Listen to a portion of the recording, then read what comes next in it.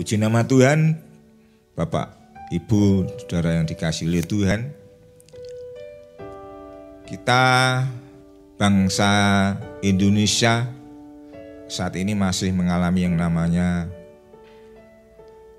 pandemi virus corona ini yang notabene sudah 127.000 lebih ya yang terkapar, banyak yang mengalami sakit penyakit. Bahkan dampaknya yang sungguh luar biasa, banyak orang-orang yang menjadi tadinya mereka bekerja, tidak bekerja. Termasuk anak saya yang di Jakarta yang nomor 2 ya, ada dampaknya juga, terkena dampak mereka sekarang dirumahkan ya, mereka bekerja sendiri. Tapi puji nama Tuhan, kita selaku anak-anak Tuhan, biarlah dalam menghadapi situasi kondisi yang sulit, dan kami yakin dan percaya situasi yang sulit ini tidak katakanlah membuat kita, jangan sampai kita jauh daripada Tuhan. Tapi biarlah kita lebih hari dengan adanya tekanan-tekanan dunia ini ya kan, melanda seluruh dunia, tidak terkecuali. Yang tua, muda, kaya, miskin, semua kena dampaknya. Semua kena dampaknya. Tapi puji nama Tuhan, kita punya Allah yang sungguh luar biasa. Punya Allah yang tidak pernah sedetik pun meninggalkan kita. Ini janjinya Tuhan. Kita harus ingat-ingat dan ingat terus janjinya Tuhan. Bapak, Ibu, dan Saudara yang dikasihi oleh Tuhan, kita tahu kalau seseorang mempunyai yang namanya harta yang berharga, misalkan mempunyai mobil yang baru, misalkan mempunyai mobil Lamborghini, ya, pasti mereka akan dirawat dengan luar biasa, mereka katakanlah diselumuti ya, supaya dijaga ya. Itu suatu barang yang berharga. Termasuk juga misalkan ibu-ibu mempunyai suatu perhiasan yang sangat berharga, berlian. Tidak mungkin mereka meletakkan di atas meja atau sembarangan meletakkan. Tetapi mereka pasti menjaga dengan baik. Mereka ditempatkan di tempat yang aman supaya tidak bisa katakanlah diambil orang. Karena itu barang yang sangat berharga. Demikian juga Bapak, Ibu, dan Saudara yang dikasihi oleh Tuhan, kita punya katakanlah dalam firman Tuhan pada pagi hari ini, katakanlah kita harus menjaga hati kita. Hati kita itu hati yang sangat berharga. Coba kita akan baca di dalam Amsal 4 ya. Amsal pasal 4 ayat 23. Saya bacakan. Jagalah hatimu dengan segala kewaspadaan, karena dari situlah terpancar kehidupan. Firman Tuhan pada pagi hari ini melalui Amsal pasal 4. Biarlah kita selalu menjaga hati kita dengan segala kewaspadaan. Kenapa firman Tuhan kitab Amsal mengatakan supaya kita menjaga hati kita? Karena kita tahu Bapak, Ibu, dikasihi oleh Tuhan, semuanya terjadi hal-hal yang buruk, hal-hal yang baik itu berasal dari hati kita. Kalau kita tidak bisa menjaga hati kita, banyak contoh-contoh baik di Alkitab maupun kehidupan sehari-hari. Misalkan negara kita ini kan semakin hari ya kan, padahal sudah ada yang namanya Komisi Pemberantasan Korupsi ya, KPK. Ini dibentuk oleh pemerintah. Karena tidak bisa katakanlah baik di kejaksaan maupun di kehakiman ya, para hakim tidak bisa katakanlah mengatasi yang namanya korupsi. Korupsi ini kan suatu kejahatan yang sungguh luar biasa. Sampai sekarang pun masih terus merebak ya. Malah sekarang katakanlah aparat kepolisian bahkan yang jenderal pun tersangkut yang namanya korupsi. Kasusnya Bapak Joko Chandra ya. Kenapa katakanlah orang-orang yang korupsi, Bapak Ibu dan saudara yang dikasihi Tuhan, apakah mereka orang yang kekurangan? Apakah mereka orang yang miskin? Tidak, Bapak Ibu. Mereka adalah orang yang kaya dan sangat cukup kaya, mempunyai aset miliaran bahkan ada yang triliunan. Tetapi kenapa mereka melakukan korupsi, tindak pidana korupsi? Karena mereka tidak bisa menjaga hati mereka dengan melihat kesempatan. Mereka bisa mencuri, namanya dikatakan kalau namanya mencuri sudah melanggar ketetapan Tuhan. Dalam hukum Taurat dikatakan jangan kamu mencuri, jangan kamu membunuh. Orang bisa membunuh, bisa mencuri, itu awalnya dari hati. Makanya firman Tuhan pada pagi hari ini di kitab Amsal kata kita harus menjaga hati kita. Karena dari situlah terpancar kehidupan. Memang itu betul, sangat-sangat benar. Kita bisa menjaga hati kita, biarlah kita bisa katakanlah hati kita dipenuhi oleh rasa sukacita, ya kan? Rasa katakanlah kita bisa bersabar, hati yang menjadi baik, lembut, lemah lembut. Itu kita punya usaha sendiri, juga atas pertolongan Tuhan melalui kuasa Roh Kudus. Ya, puji nama Tuhan, kita punya Allah kita itu sungguh luar biasa. Ya. Kalau Tuhan memerintahkan itu pasti ada katakanlah dampaknya. Orang katakanlah yang tadinya saya katakan di depan, orang bisa korupsi, ya kan? Padahal dia cukup bahkan berlimpah hartanya, bahkan dia mempunyai perusahaan, tetapi melihat ada kesempatan ini untuk mengambil, mencuri, dengan cara apa itu dari hati mereka yang tidak ada katakanlah ucapan syukur. Makanya dikatakan firman Tuhan, bersyukurlah dalam segala perkara. Itu memang ya harus kita lakukan walaupun itu sulit. Tetapi puji nama Tuhan, kita punya kuasa Roh Allah, roh yang ada dalam diri kita ini. Dikatakan roh yang ada dalam dirimu itu lebih besar daripada roh yang ada di bumi, di luar ini. Nah, kita percaya Bapak Ibu dan saudara yang dikasihi oleh Tuhan, kita melakukan, kita terus menjaga hati kita. Jangan sampai seperti katakanlah orang-orang yang selama ini kan banyak ya, para koruptor.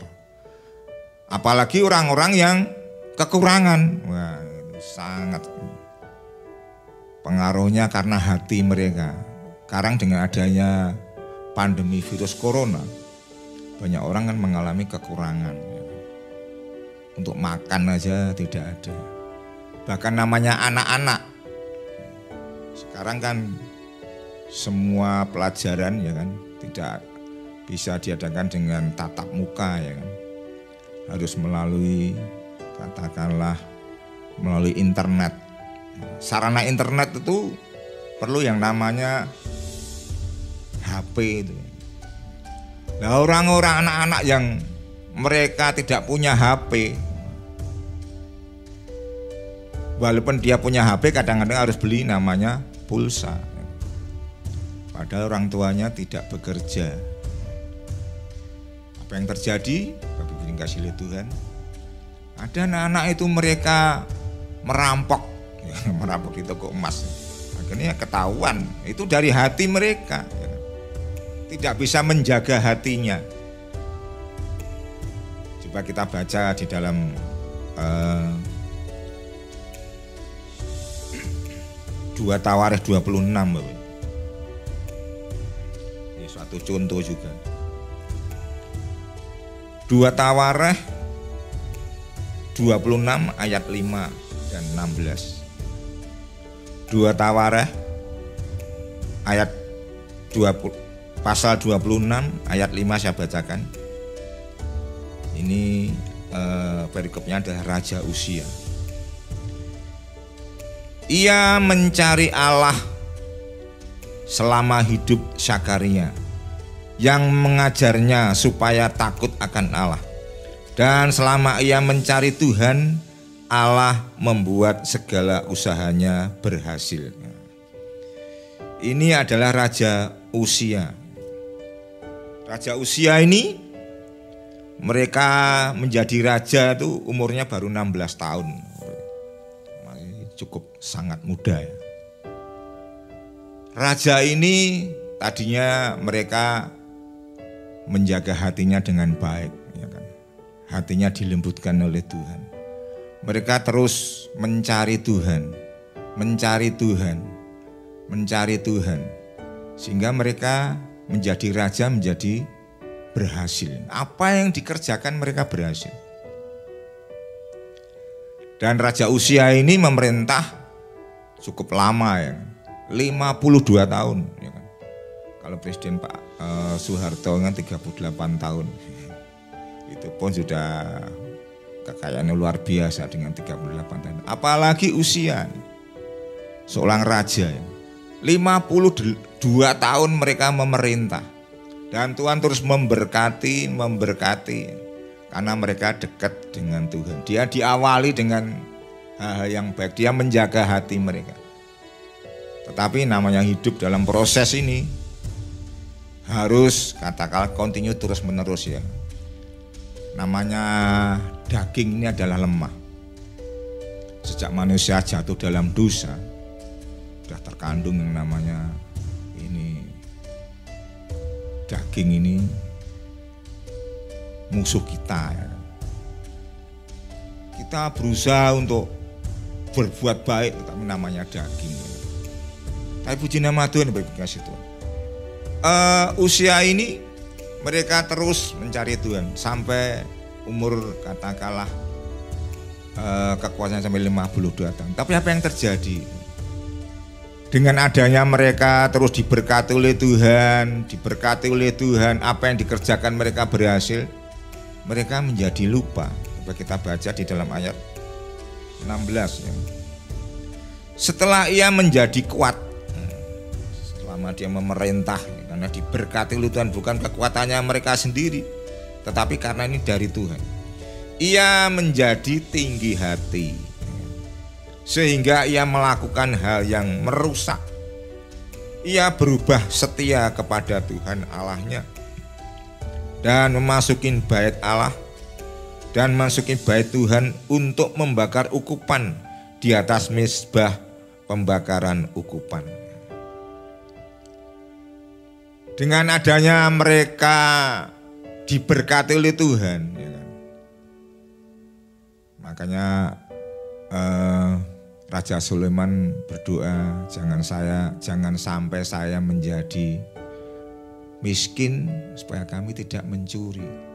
Jangan sampai kami diberkati Tuhan yang menjadi kaya sehingga kami melupakan Tuhan. Karena mereka diberkati oleh Tuhan.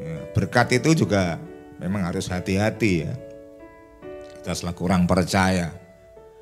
Banyak orang-orang Kristen yang tadinya mereka itu hidupnya biasa-biasa saja. Mereka katakanlah mereka dengan setia mencari Tuhan, akhirnya mereka diberkati. Dengan diberkati berkat yang banyak ini, mereka tidak bisa menjaga hatinya. Mereka menjadi lupa. Biasanya hari Minggu adalah hari untuk ibadah ya. Tapi karena berkatnya melimpah ya kan? Ada mobil segala macam, mobilnya ngajak supaya mereka pergi rekreasi. Jadi mereka meninggalkan Tuhan. Uzia seperti itu Bapak Ibu dikasih oleh Tuhan. Usia setelah mereka diberkati oleh Tuhan, mereka tidak bisa menjaga hatinya, sehingga mereka menjadi tinggi hati, sombong. Dikatakan firman Tuhan, Tuhan membenci orang yang tinggi hati. Tuhan membenci orang yang congkak. Kalau udah namanya Tuhan membenci, nggak mungkin mereka akan terus hidupnya penuh dengan berkat, tapi ada kutuk dalam hidup mereka.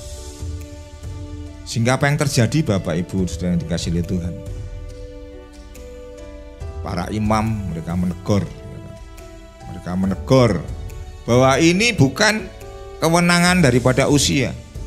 Sama seperti Raja Saul, ya kan? Raja Saul itu juga contoh yang jelek juga. Jangan sampai kita mencontoh yang jelek. Raja Saul seperti itu juga. Tadinya mereka diurapi oleh Tuhan, mereka terus diberkati oleh Tuhan. Kalau mereka berperang mereka pasti menang. Tapi satu ketika mereka berperang, ya kan? Tentaranya kocar-kacir. Nah, mereka menunggu yang namanya Nabi Samuel untuk apa? Mempersembahkan korban, untuk mencari hadirat Tuhan. Karena rakyatnya semuanya, tentaranya berada kocar-kacir, menjadi apa? Saul menjadi takut. Dengan ketakutan mereka tidak sabar, ya kan, menunggu yang namanya Nabi Samuel. Mereka dengan beraninya, ya kan, dia mempersembahkan korban. Apa yang terjadi Bapak Ibu sekalian? Dengan mereka tidak menjaga hati mereka, sehingga Saul mereka mendapatkan namanya celaka. Oleh karena itu Bapak Ibu kasih Tuhan, seperti Raja Uzia tadi, begitu mereka tinggi hati, mereka berani, ya kan, bukan haknya mereka membakar ukupan, ya kan. Itu adalah kewenangan daripada para imam. Akhirnya apa yang terjadi Bapak Ibu sekalian? Raja Uzia ini mereka dikutuk, akhirnya mendapat sakit yang namanya kusta. Dalam zaman dahulu namanya orang kusta, harus mereka diusir, harus keluar dari kerajaan, dan sampai dia mati. Nah, ini contoh yang jelek. Demikian juga Bapak Ibu kasih Tuhan, banyak contoh yang jelek seperti Simson, Kain. Kain kenapa dia mau membunuh adiknya sendiri? Padahal adiknya tinggal satu-satunya itu ya, Habil. Karena mereka apa? Ada rasa tidak bisa menjaga hatinya, menjadi iri, ya kan? Dengan iri, dengki tadi, ya kan, timbul. Hati itu sangat berharga, ya kan? Kita juga selaku anak-anak Tuhan, walaupun kita sudah katakanlah mendapat kasih karunia, ya, karunia Tuhan, kita mendapatkan keselamatan, tetapi kita kan masih dalam proses hidup kita, ya. Kita tidak tahu. Makanya kita harus menjaga hati kita.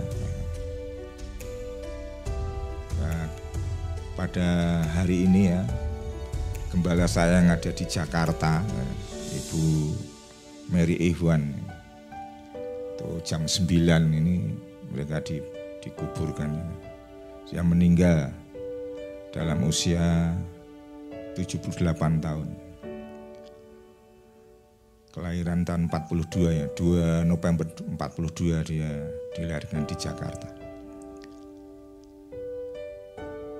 Ibu ini sudah katakanlah mencapai garis akhir dengan setia. Nah, dia bisa menjaga hatinya walaupun mereka mengalami sakit, ya kan. Nah, kita ini Bapak Ibu kasih Tuhan, kita yang masih hidup ini, kita dalam proses, ya kan, untuk menuju tujuan, yaitu surga yang mulia. Itu tidak gampang, ya kan. Banyak tantangan-tantangan, rintangan-rintangan harus kita alami. Jangan sampai seperti kejadian yang ada di Matius 7. Tuhan Yesus katakan, aku tidak kenal kamu. Padahal katakan, oh Tuhan, saya sudah melayani Engkau berpuluh-puluh tahun. Saya mengusir setan, saya bisa menyembuhkan segala macam, ya kan. Tapi Tuhan katakan, aku tidak kenal kamu. Jangan sampai seperti itu. Mari kita selaku anak-anak Tuhan, kita hidup di zaman akhir ini, kita harus menjaga hati kita. Seperti Rasul Paulus katakan, ya kan, di dalam Filipi 4 ayat 4, adalah kamu bersukacita. Sekali katakan, bersukacitalah kamu. Padahal Rasul Paulus ini ada di penjara loh, Bapak Ibu. Bisa menasihati jemaat yang ada di Filipi supaya mereka terus bersukacita. Karena sukacita ini itu menghasilkan suatu energi yang luar biasa. Dikatakan juga di dalam Amsal, ya kan, hati yang gembira adalah obat yang manjur, ya kan, bukan obat sembarangan obat. Hati yang gembira adalah obat yang manjur.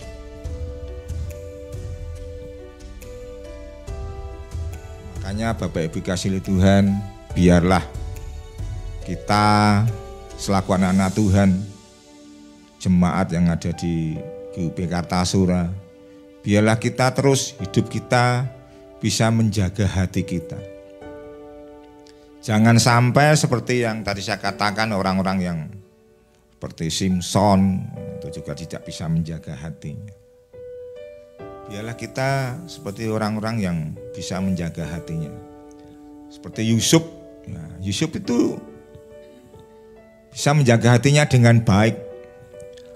Walaupun ada kesempatan-kesempatan yang notabene bisa dilakukan, ya kan, tetapi mereka menjaga hatinya. Mereka tidak ingin hatinya dicemari hal-hal yang dosa, ya kan? Dosa itu adalah musuhnya Tuhan, ya. Dosa itu Tuhan sangat membenci. Oleh karena itu Bapak Ibu kasih Tuhan, biarlah kita hidup kita semakin hari kita semakin mendekatkan diri kepada Tuhan. Walaupun situasi kondisi sekarang ini adalah kondisi yang sangat sulit, ya, sangat sulit. Tetapi Allah kita itu Allah yang sungguh luar biasa. Tuhan tidak pernah katakanlah meninggalkan kepada anak-anaknya yang terus berharap kepadanya. Biarlah kita selaku anak-anak Tuhan, biarlah kita terus menjaga hati kita dengan segala kewaspadaan. Jangan sampai hati kita dicemarkan oleh situasi kondisi dalam dunia ini. Jangan sampai kuasa si setan itu katakanlah mengganggu kita dan kita terpengaruh, jangan sampai. Tapi kita menjaga hati kita dengan sebaik-baiknya. Karena dengan kita menjaga hati kita, kita terus lebih lagi mendekatkan diri kepada Tuhan. Seperti katalah Bapak Abraham. Contohnya adalah Bapak Abraham adalah orang yang bisa menjaga hatinya. Walaupun katakanlah perjalanan hidupnya banyak tantangan yang harus dihadapi. Apalagi kita harus menyontoh Tuhan kita Yesus Kristus. Kalau kita baca di dalam Filipi 2 dikatakan, mari kita akan baca Filipi, ya. Surat Filipi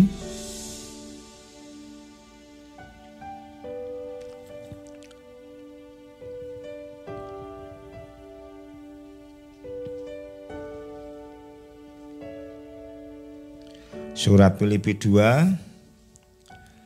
ayat 5 saya bacakan. Hendaklah kamu dalam hidupmu bersama menaruh pikiran dan perasaan yang terdapat juga dalam Kristus Yesus, yang walaupun dalam rupa Allah tidak menganggap kesetaraan dengan Allah itu sebagai milik yang harus dipertahankan, melainkan telah mengosongkan dirinya sendiri dan mengambil rupa seorang hamba dan menjadi sama dengan manusia. Dan dalam keadaan sebagai manusia, ia telah merendahkan dirinya dan taat sampai mati, bahkan sampai mati di kayu salib. Kita harus menyentuh seperti Tuhan kita Yesus Kristus. Walaupun mereka adalah Allah secara pribadi, ya kan? Dia juga Allah, tapi juga 100% dia juga manusia. Tuhan Yesus mau merendahkan dirinya, ya kan? Walaupun mereka diolok-olok, ya kan? Bahkan kalau Bapak Ibu katakan melihat film waktu Tuhan Yesus disalib, ya, begitu sangat luar biasa, ya. Pengorbanannya begitu luar biasa. Padahal mereka adalah Allah sendiri loh, ya kan? Tapi katakan sini, mereka mengosongkan dirinya dan taat, merendahkan dirinya. Jangan seperti Raja Usia tadi, karena dia diberkati, ya kan? Dan diberkati tidak jangka waktu yang pendek, ya. Tapi 52 tahun mereka menjadi raja loh, ya. Jadi mereka kerajaannya semakin kuat. Akhirnya mereka menjadi sombong, menjadi congkak. Jangan sampai seperti itu. Biarlah kita selaku anak-anak Tuhan, kita terus mencontoh seperti Tuhan kita Yesus Kristus. Teladan kita adalah Tuhan Yesus Kristus. Dikatakan kita ini adalah mempelainya Tuhan. Seorang mempelai kan harus sepadan dengan mempelai laki-laki. Kita adalah mempelai wanita. Walaupun kita di dunia ini semakin hari kan dikatakan firman Tuhan, tidak semakin hari semakin baik. Semakin hari semakin banyak tantangan-tantangan yang harus kita hadapi. Tantangan-tantangan ini mau tidak mau harus kita hadapi. Makanya dikatakan biarlah kita terus menjaga hati kita dengan segala kewaspadaan.